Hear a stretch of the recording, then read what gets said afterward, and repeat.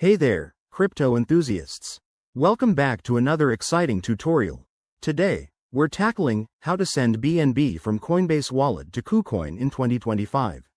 If you're looking to move your BNB assets seamlessly, you're in the right place.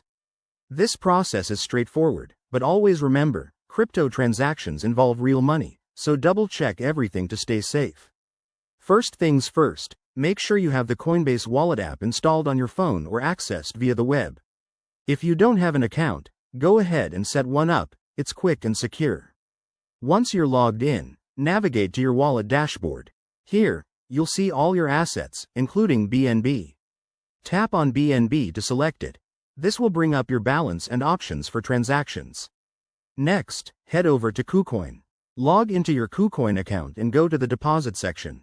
You'll need to copy your Kucoin BNB wallet address. It's a long string of letters and numbers, so be careful not to miss any characters.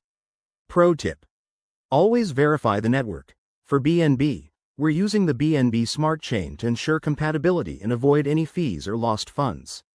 Now, back in Coinbase Wallet, select the Send option for your BNB. Paste the Kucoin address into the recipient field, then enter the amount you want to transfer. Don't forget to review the transaction fees. They can vary based on network congestion. Once everything looks good, hit Confirm and authorize the transaction with your wallet's security features, like a PIN or biometrics.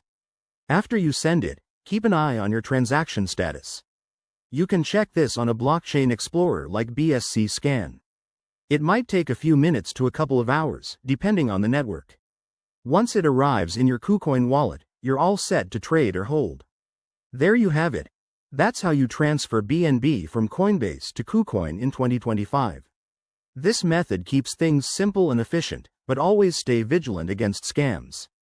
If you found this helpful, give it a thumbs up and subscribe for more crypto tips. Thanks for watching, and I'll see you in the next video.